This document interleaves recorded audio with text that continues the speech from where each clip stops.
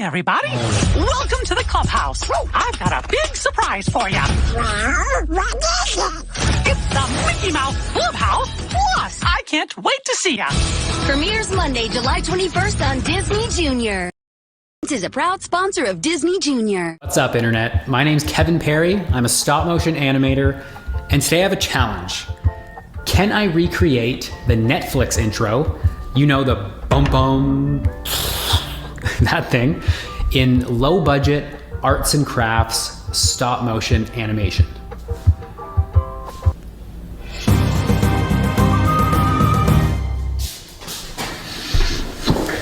All right, let's play this and see what we can find.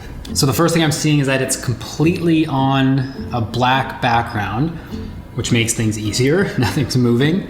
Locked camera. The N is pretty much red the whole time. It forms, it grows a bit approaching camera, and then it dissolves into these colorful threads that then launch at the camera. So even though the background is flat and still, we're still gonna have to work in 3 dimensions. So we'll work in that kind of Z space toward camera. All right, that's about it. I think now that we've analyzed and looked at this closer, we can move on to planning how we're going to make this.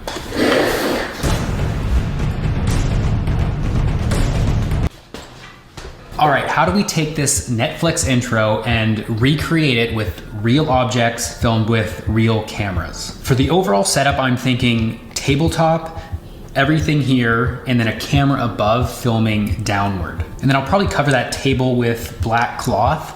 And for the Netflix N and the threads launching at the camera, I mean, it has to be yarn, right? There's no other arts and crafts material that would work that well. Now I need that end to approach the camera slowly.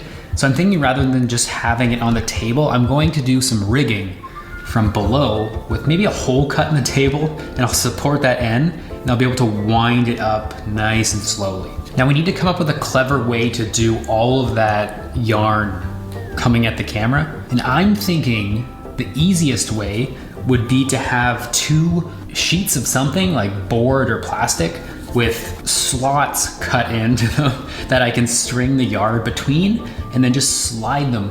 And that'll be really easy to manipulate every frame.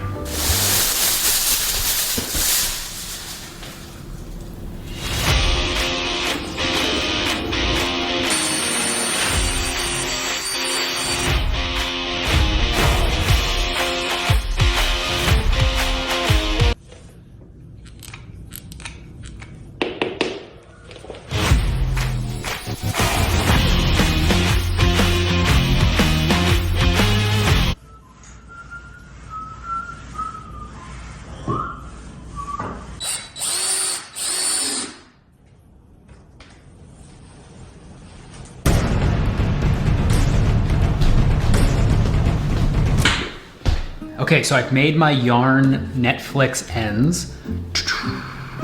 Looks pretty cool. I still have to cut the fray off, but I found this yarn that transitioned from red to purple, and I kind of got this natural drop shadow, so that looks pretty cool. Also, I made 3 of them.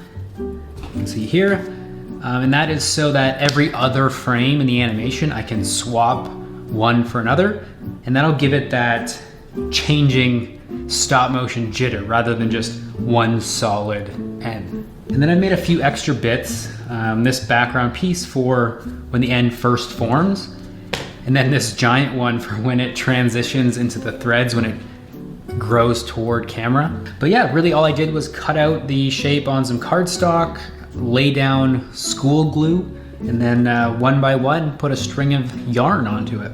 Good to go. Let's get into the animation. All right, here is my final setup. I have my downshooter camera looking at my Netflix yarn N, which is rigged from below to rise up. And I have my 2 boards here in which I can thread yarn between so that I can fly at the lens.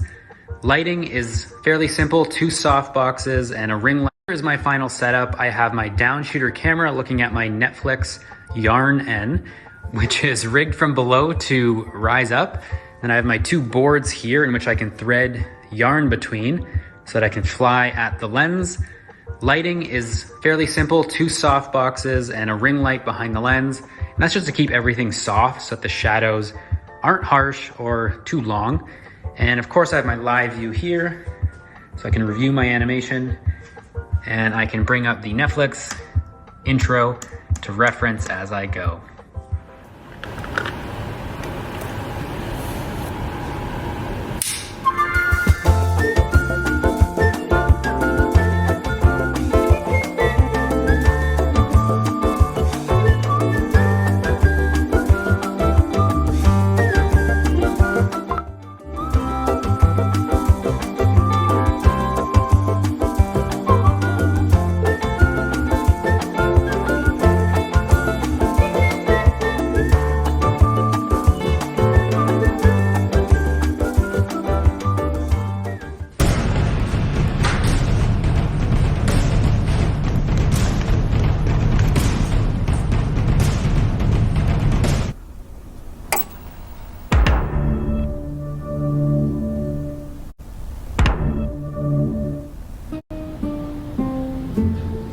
Looks good.